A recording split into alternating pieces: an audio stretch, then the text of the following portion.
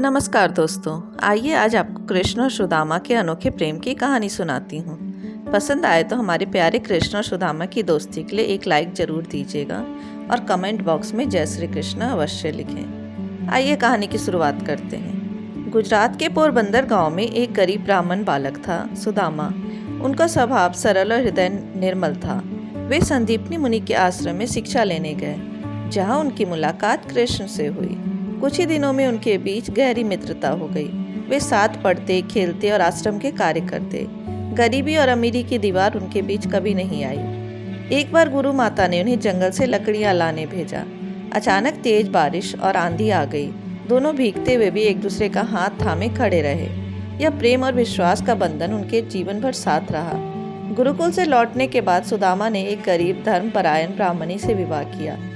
जीवन गरीबी में बीतने लगा। कई बार भोजन के लिए भी कष्ट होता, पर सुदामा कभी भी किसी से मदद नहीं मांगते, यहाँ तक कि अपने मित्र कृष्ण से भी नहीं। एक दिन पत्नी ने कहा, स्वामी, आपके मित्र द्वारकाधीश कृष्ण हैं, एक बार उनके पास जाइए, वे आपकी अवश्य सहायता करेंगे। सुदामा ने पहले संकोच किया, लेकिन पत्नी के आग्रह पर सहमति दी।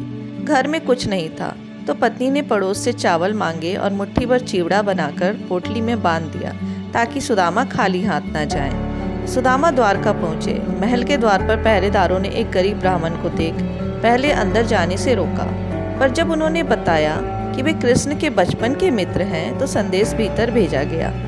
जैसे ही कृष्ण ने सुना, वे दौड़ते हुए आए, सुदामा को गले लगाया और उन्हें राशि आसन पर बैठाया। उन्होंने स्वयं उनके पैर धोए और उनका हाल पूछा।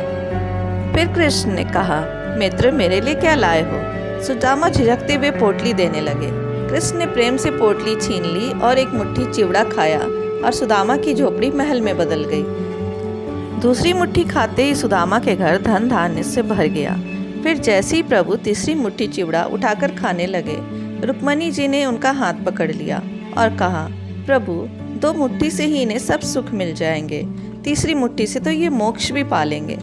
सुदामा कृष्ण के प्रेम से अभिभूत होकर घर लौट आए। उन्होंने मित्र से मदद मांगी भी नहीं, क्योंकि वे केवल प्रेम से मिलने गए थे। लेकिन जब वे गांव पहुंचे तो देखा उनका टूटा फूटा घर एक सुंदर महल बन चुका है। चारों ओर धन, गायें और सुख सुविधाएं हैं। पत्नी भी सुंदर वस्त्रों में सजी थी। सुदामा समझ गए कि यह उनके मित्र कृष्ण का आशीर्वाद है। कृष्ण और सुदामा की मित्रता बताती है कि सच्चा दोस्त वही है जो बिना कहे भी आपके दुख को समझ ले। प्रेम और निष्ठा धन से कहीं अधिक मूल्यवान है।